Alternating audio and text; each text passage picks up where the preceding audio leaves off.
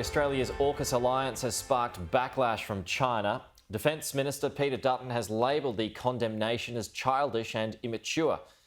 Our Washington correspondent Annalise Nielsen spoke exclusively with Defence Minister Peter Dutton for his first interview since the pact was signed.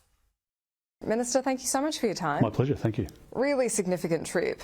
This has been obviously a long time in the making. When you first came to this decision about the subs, was this decision that you needed to do something about the submarines, or was it that you needed to do something about what's happening in the Indo-Pacific? Well, it's obviously an historic decision, and we're very grateful for our relationship with both the Americans and the Brits.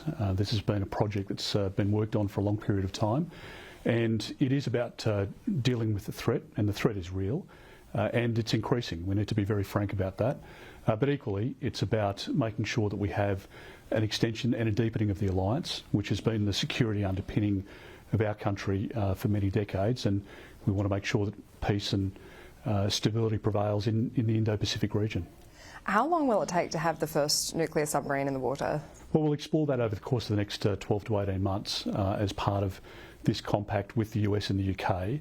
That'll look at cost, it'll look at timelines, it'll look at what platform, the Australian industry content, many of those elements, and also, as the Americans refer to it, nuclear stewardship. So this is about us demonstrating how we increase our capability of dealing with a very sensitive technology, a very potent one, and one that ultimately, when delivered, will provide a huge deterrence effect on those that would ultimately seek to do harm to Australia. When it comes to that deterrence effect, I mean, we could be talking about decades before we get these nuclear submarines operational.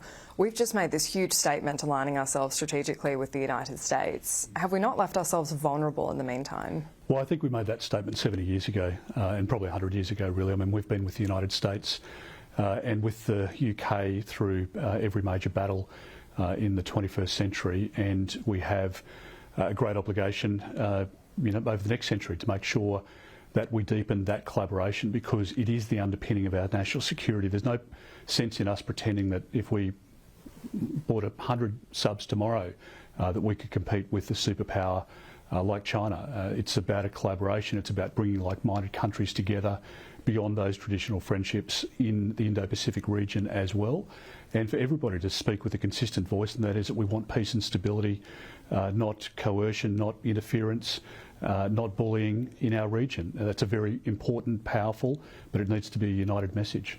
I mean, when it comes to raising the ire of China, though, the Global Times has put out an opinion piece that says Australia is a running dog of the US. If Australia dares to provoke China more blatantly because of that, or even find fault militarily, China will certainly punish it with no mercy. Are we not antagonising China? No, I think the propaganda that we've seen from a number of spokespersons or the media outlets that speak on behalf of the Chinese Communist Party, frankly, I think they make the case for us. I think their comments are counterproductive and immature and frankly embarrassing. So what does Australia want? We want sustained peace in our region. We want that stability. We want there to be an opportunity for Indonesia and Vietnam and Sri Lanka and Korea to continue to develop and to provide a greater living standard for their people and greater health outcomes. That's been the success of the post-war period, and we need to make sure that that endures. Do you think we will be, at some point in the future, at war with China? Well, China's been very clear about their intent with regard to Taiwan, and this is not, my analysis of it. I don't need to disclose the consistent security picture that I've been reading since I came into this portfolio, and over the last couple of years, the last 6 years in the National Security Committee, and the way in which that's been building. The Chinese spokespersons for the Communist Party are very clear about their intent with regard to Taiwan. Now, equally, the United States has been clear about their intention toward Taiwan.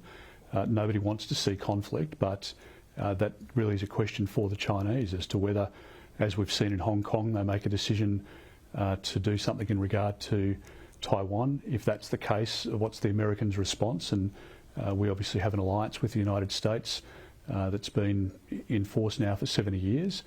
So we need to be realistic about that. We're also a small population of 25 million relatively, and we need to make sure that we've got the best friends in the world, and we do in the United States, the United Kingdom, Canada, New Zealand, and many partners beyond that. The Quad now, the collaboration between India and Japan, the United States and Australia is a very important compact, and ASEAN obviously still has primacy in our region as well. So there are many layers of our defence mechanism and the relationships that we need to keep in a very healthy position, and that's really been the objective. So if there is a war with China, that looks like that's something that the intelligence you're saying is something of a possibility, these nuclear subs will put Australians right on the front line. I think what the nuclear subs do, and beyond that, I mean, what we're achieving out of the discussions with the Secretary, or both Secretaries, so Blinken and Austin, is the ability to have an interoperability, so a seamless moving of our forces in and out of theirs, the ability to base assets, including air and maritime assets, force posture, all of that is an important element to the domestic picture over the course of the next couple of decades, and that's what we now set ourselves up for.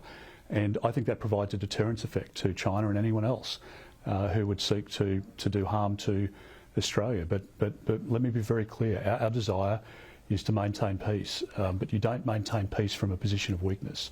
And we have made historic decisions here. We've come to agreements that have never been able to land before, and that reflects the period in which we're living and what we think potentially lies ahead. But importantly, it provides stability in our region, and it also says to our neighbours that Australia is increasing its capability, its capacity through our relationship with the United States and the United Kingdom and other partners, and we hope that that's a force for good in our region.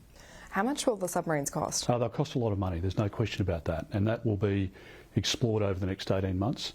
But again, you don't buy yourself capability and peace of mind and security in an uncertain world without expending a lot of money, and we need to be prepared for that. It's not just the submarines, there's a significant cost that comes with basing or having troops visit from the United States. There's also a very significant economic dividend out of this. As we've seen through the Australian industry content policy, we've been able to grow jobs in industry. The multiplier effect of that in the economy is very significant, and the sustainment piece for visiting ships, for visiting troops, for airbase activity, increasing fuel reserves. I mean, all of these things have a cost at one level, but there's also a huge opportunity for Australian businesses to be involved in that supply chain.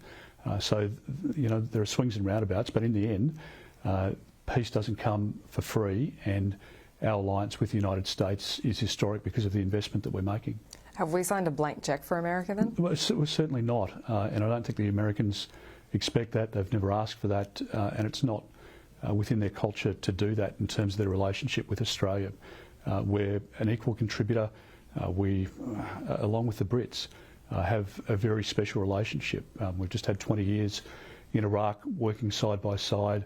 We've been in peacekeeping missions. The whole history of the Second World War is about the relationship with the United States, and without it, Australia would be a very different place today. So we are living in the most uncertain period since the Second World War.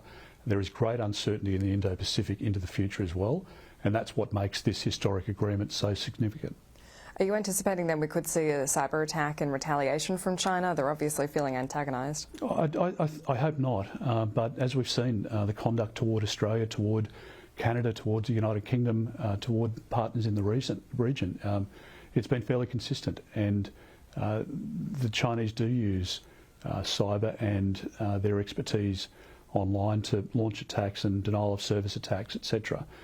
We've called out China for that activity, but it is on an industrialised scale. We have seen interference in our democratic process, and that's been evidenced elsewhere in the world. There are many elements to the threat that we face at the moment, far short of war, but nonetheless the so-called grey zone activities, which involve interference in our democratic systems, all of the influence that they seek to exert in our own region is at an all-time high, and I think we're best to be transparent in relation to it. We're best to shine a light on it and be frank. But in the end, what we want is for China, for China to continue to do well economically, to see people lifted out of poverty, but for them to do that in a way that is in accord with the rule of law and the practice that we would expect from anyone else in the region. Well, Minister, thank you for your time. My pleasure. Thank you.